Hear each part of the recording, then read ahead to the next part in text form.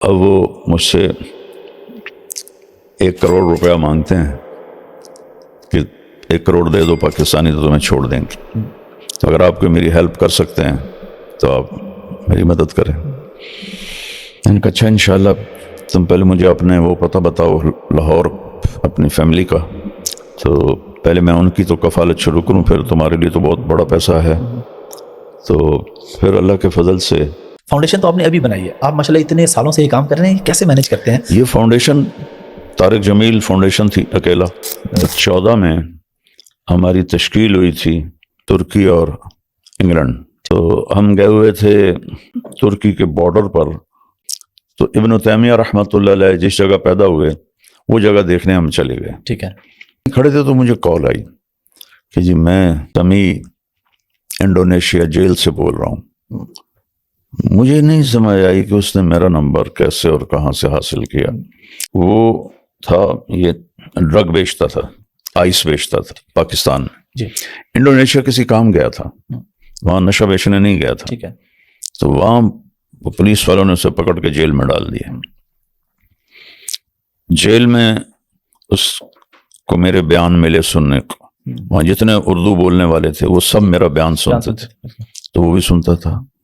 تو اس نے نماز شروع کر دی، داڑھی رکھ لی اور توبہ کر لی. پھر اس کا کوئی دوست ترکی میں رہتا تھا، اسے میرا پتہ چلا. پھر اسے میری طلب ہوگی کہ یہ کون آدمی ہے جس کی وجہ سے میری زندگی بدلی ہے. تو پھر اس کو میری وہ اس پر میڈیا پر خبریں آ جاتی ہیں کہ میں ترکی میں ہوں. جی وہ تو ساری چیزیں موجود ہوتی ہیں. تو پھر اس نے اپنے دوست کو فون کیا کہ ان کا مجھے نمبر کہیں سے ڈھونڈ کے دو. اس نے کسی ذریعے سے میرا نمبر ڈھونڈا، اپنے کسی تبلیغی دوست کے ذریعے سے اس کو دیا. اس کا مجھے پھر وہاں فون آیا اور ہم وہاں کھڑے تھے جو ابن تیمیہ کی بستی تو مٹ آ گئی ہے، بس ایسے میدان تھا، وہاں کھڑے تھے. عصر کے بعد مجھے اس کا فون آیا کہ میں سمیع اللہ بول رہا ہوں انڈونیشیا جکارتا جیل سے. کہا میرا نمبر تمہیں کیسے مل گیا ہے؟ تو خیر وہ یہ ساری کہانی اس نے سنائی. تو اس نے کہا جی میں اب اس جیل میں ہوں اور میری قید پتہ نہیں کب ختم ہو گئی، یہ بھی کوئی مجھے نہیں بتایا گیا. میں بے گناہ ہوں، یہاں میں کرتا تھا نشے کا کام، لیکن یہاں میں اس لیے نہیں آیا تھا. تو اب وہ مجھ سے 1 کروڑ روپیہ مانگتے ہیں کہ 1 کروڑ دے دو پاکستانی تو تمہیں چھوڑ دیں گے.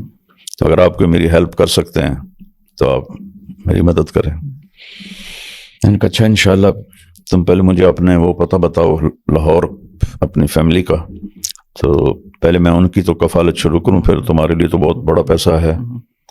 تو پھر اللہ کے فضل سے میں نے ان کے گھر رابطہ کر کے، ان کے گھر میں گیا کبھی نہیں، ان کی ماں اور بیوی اور بچے ان کو میں نے ماہانہ بھیجنا شروع کر دیا. ٹھیک ہے.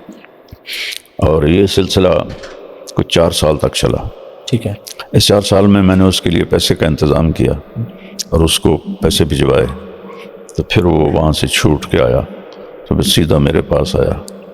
میرے ایسے پاؤں میں بیٹھ کر میری ٹانگوں کو پکڑ کے اتنا رویا کہ میں تو اپنی آزادی سے نا امید ہو چکا تھا کہ میں اب ایک پردیسی ہوں، کون میری مدد کرے گا، کون مجھے چھڑائے گا، کیسے میں چھوٹوں گا. یہ تو بالکل نا امیدی تھی. اللہ تعالیٰ نے آپ کو ذریعہ بنا دیا. تو اس لیے میں پاکستان آتے ہی سب سے پہلے آپ سے ملنے آیا ہوں. تو پھر اس کے بعد اس نے کہا کہ آپ مجھے اوبر لے کر دے دیں تو میں اپنی چلا لیا کروں گا. تو میں نے اپنے دوستوں اپنی فاؤنڈیشن سے کہا کہ اس کو لے کر دے. تو پھر یوسف میاں نے کہا کہ اوبر سے زیادہ بہتر ہے ہم ان کو حافظ احمد صاحب سے ان کے بچوں کو ملاتے ہیں، ان کو ملاتے ہیں، تو وہ یہ کام سیکھ لیں تو زیادہ بہتر رہے گا. فاؤنڈیشن تو آپ نے ابھی بنائی ہے، آپ ماشاءاللہ اتنے سالوں سے یہ کام کر رہے ہیں، کیسے مینیج کرتے ہیں؟ یہ فاؤنڈیشن طارق جمیل فاؤنڈیشن تھی اکیلا. 30-40 سال تو اکیلے ہی چلے، بلکہ 45 سال اکیلے چلا. اللہ کی مدد تھی. تو پھر جب بہت بڑھ گیا پھر یہ بچوں نے مجھے کہا کہ اب آپ اکیلے نہ کریں، ہم فاؤنڈیشن بناتے ہیں. فاؤنڈیشن تو 5 سال پہلے بنی. جی 2019 میں.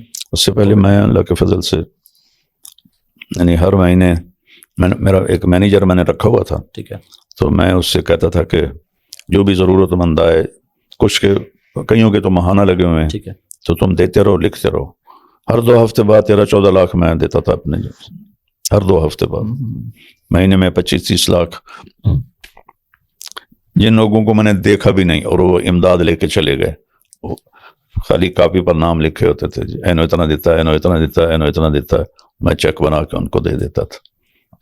اب اللہ نے فاؤنڈیشن بنا دی ہے، اس کا لاکھ لاکھ شکر. اب تو یہ کام کروڑوں میں ہے، کروڑوں میں ہے. بلکہ میں یہاں پہ ریکویسٹ بھی کروں گا آڈینس سے، آپ کے سامنے اسکرین پہ بھی اکاؤنٹ نمبر آ رہے ہیں بریجا فاؤنڈیشن کے، تو زیادہ سے زیادہ ڈونیٹ کریں. 1-2 کہانیاں نہیں ہیں، اس طرح کی سینکڑوں کہانیاں، اس طرح کے ہزاروں گھر ہیں جن کو ماشاءاللہ اس طریقے سے یہ سلسلہ چل رہا ہے.